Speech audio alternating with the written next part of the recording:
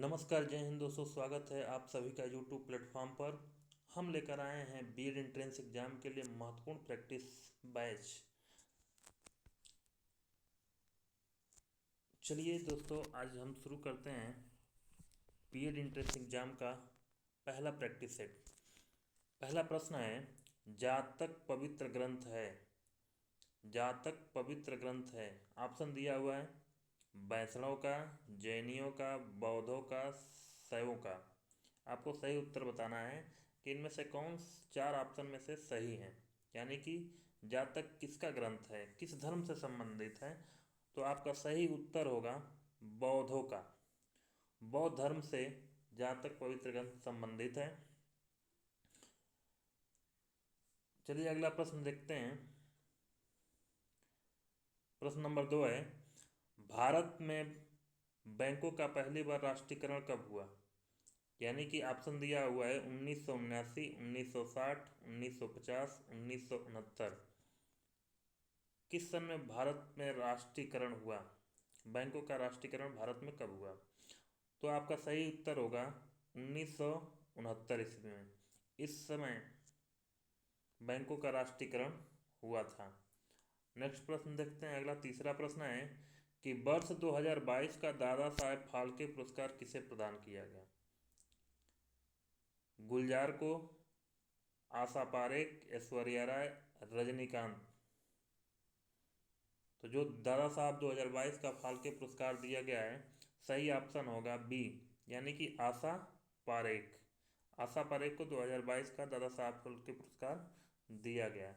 अगला प्रश्न देखते हैं। प्रश्न नंबर 4, पृथ्वी तथा चंद्रमा के मध्य अधिकतम दूरी को क्या कहा जाता है। पृथ्वी तथा चंद्रमा के मध्य अधिकतम दूरी को क्या कहा जाता है।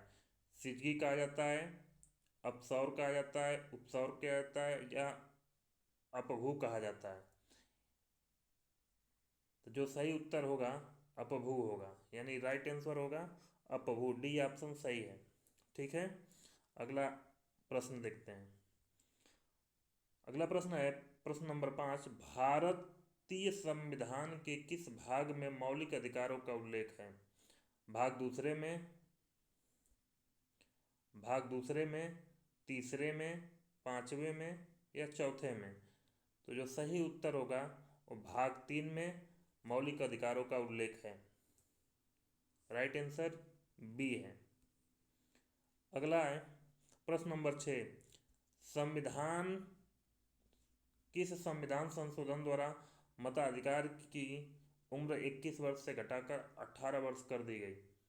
यानी कि जो मत देने का, यानी कि जो वोट देने का अधिकार है, वो 21 वर्ष से घटाकर 18 वर्ष किस संविधान संशोधन में किया गया। जैसे ऑप्शन देखते हैं 61वें, 86वें, 72वें और 44वें। यानी कि आप देखेंगे कि इन चारों ऑप्शन में कौन सही है, किस संविधान संशोधन द्वारा 21 वर्ष से घटाकर 18 वर्ष कर दिया गया। तो जो आपका ऑप्शन सही होगा वो होगा 61वें संविधान संशोधन द्वारा मताधिकार की उम्र को 21 वर्ष से घटाकर 18 वर्ष कर दिया गया। प्रश्न नंबर 7 देखते हैं दोस्तों। निम्नलिखित में से कौन सी सर्वाधिक ग्रीन हाउस इफेक्ट में योगदान करती है। यानी कि कौन सी गैस है जो ग्रीन हाउस इफेक्ट प्रभाव डालता है। तो पहला ऑप्शन है जलवाष्प, दूसरा है कार्बन डाइऑक्साइड, तीसरा है सल्फर डाइऑक्साइड, चौथा है हाइड्रोजन। यानी कि कौन सा प्रभाव डालता है ग्रीन हाउस में सबसे ज़्यादा। तो सबसे ज़्यादा प्रभाव डालता है, आपका राइट आंसर होगा बी, यानी कार्बन डाइऑक्साइड। Carbon dioxide. अगला प्रश्न देखते हैं, 8वां प्रश्न।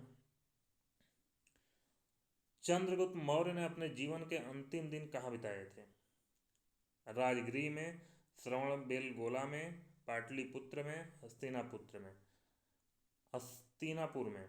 तो आपको सही उत्तर बताना होगा। सही उत्तर है इसका बी, यानी श्रवणबेलगोला में। अगला प्रश्न है 9वां प्रश्न। प्रकाश तंतु किस सिद्धांत पर कार्य करता है। प्रकाश तंतु किस सिद्धांत पर कार्य करता है। पहला ऑप्शन है पूर्ण अभ्यांतर परावर्तन, अपवर्तन, प्रकीर्णन, व्यतिकरण पे। किस पर करता है, यानी कि आपका राइट आंसर होगा ए, पूर्ण अभ्यांतर परावर्तन पर कार्य करता है। अगला प्रश्न है, किसके द्वारा राष्ट्रीय आय का आकलन किया जाता है? किसके द्वारा राष्ट्रीय आय का आकलन किया जाता है? पहला ऑप्शन है राष्ट्रीय प्रतिदर्श सर्वेक्षण, दूसरा ऑप्शन है राष्ट्रीय विकास परिषद द्वारा, तीसरा ऑप्शन है केंद्रीय सांख्यिकी संगठन द्वारा, चौथा ऑप्शन है नीति आयोग द्वारा। यानी किसके द्वारा होता है राष्ट्रीय आय का आकलन?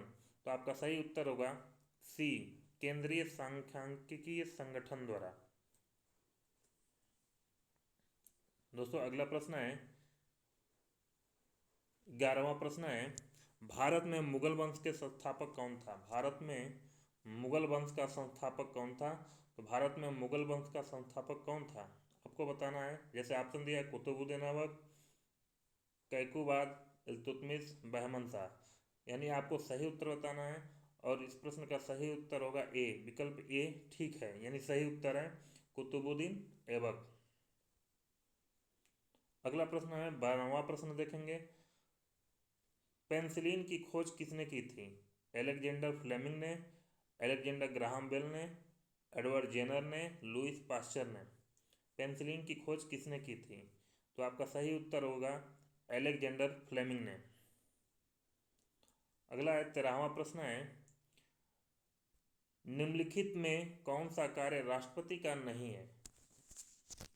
राष्ट्रपति का नहीं है, कार्य बताना है कि राष्ट्रपति का कौन सा कार्य नहीं है। पहला है संसद का अधिवेशन बुलाना, लोकसभा का विघटन करना, संसद का स्थगन, और चौथा है संसद को सत्रावसान करना।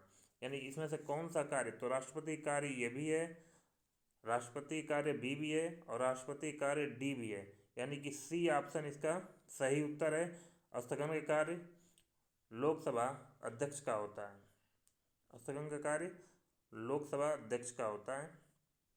ठीक है, तो उत्तर सी सही होगा। अगला प्रश्न है 14वां प्रश्न है कि HIV संबंधित है कैंसर से, प्लेग से, हेपेटाइटिस से, एड्स से। HIV किससे संबंधित है? तो आप सभी को बहुत ही सरल प्रश्न है, आप सभी को मालूम होगा कि HIV एड्स से संबंधित है। अगला प्रश्न है 15वां प्रश्न है, किस राज्य की भाषा अंग्रेजी है? किस राज्य की राजभाषा अंग्रेजी है? केरल, मणिपुर, नागालैंड, गोवा। आपको सही उत्तर बताना है और सही उत्तर इसका सी विकल्प ठीक है, सही उत्तर है नागालैंड की राज्य भाषा अंग्रेजी है। अगला प्रश्न है 16वां प्रश्न है, म्यांमार किसका नया नाम है? भूटान का, श्रीलंका का, थाईलैंड का या बर्मा का? तो इसका भी जो विकल्प सही है और डी विकल्प सही है, यानी कि बर्मा का सही नाम, नया नाम म्यांमार है। अगला प्रश्न है प्रश्न नंबर 17, डेविस कप किस खेल से संबंधित है? डेविस कप किस खेल से संबंधित है आपको बताना है। क्रिकेट से संबंधित है, लॉन टेनिस से संबंधित है, बैडमिंटन से संबंधित है या गोल्फ से संबंधित है? तो इसका जो विकल्प ठीक सही होगा लॉन टेनिस होगा, यानी विकल्प नंबर बी सही है, विकल्प नंबर बी सही है। अगला प्रश्न है, लंदन किस नदी के किनारे अवस्थित है? लंदन किस नदी के किनारे अवस्थित है? पहला है टेम्स नदी, राइन नदी, एवन नदी, क्लाइडे नदी। यानी कि लंदन किस नदी के किनारे स्थित है? तो ए विकल्प बिल्कुल सही है, टेम्स नदी के किनारे स्थित है। अगला प्रश्न है प्रश्न नंबर 19, हरित क्रांति का सर्वाधिक प्रभाव किस फसल पर पड़ा? हरित क्रांति का सर्वाधिक प्रभाव किस फसल पर पड़ा? यानी फसल बताना है, चावल है, दलहन है, गन्ना है, गेहूं है। ठीक है, तो गेहूं पर सर्वाधिक प्रभाव पड़ा, इसलिए विकल्प नंबर डी सही है। गेहूं पर सर्वाधिक प्रभाव पड़ा, इसलिए विकल्प नंबर डी सही है। ठीक है, अगला प्रश्न देखते हैं प्रश्न नंबर 20, निम्न में से देश का सबसे प्राचीन बंदरगाह है? निम्न में से देश का सबसे प्राचीन बंदरगाह है?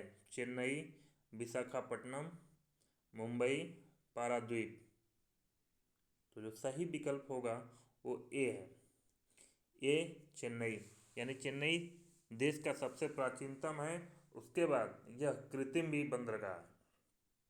अगला प्रश्न है प्रश्न नंबर 21। यूनेस्को का मुख्यालय कहाँ है?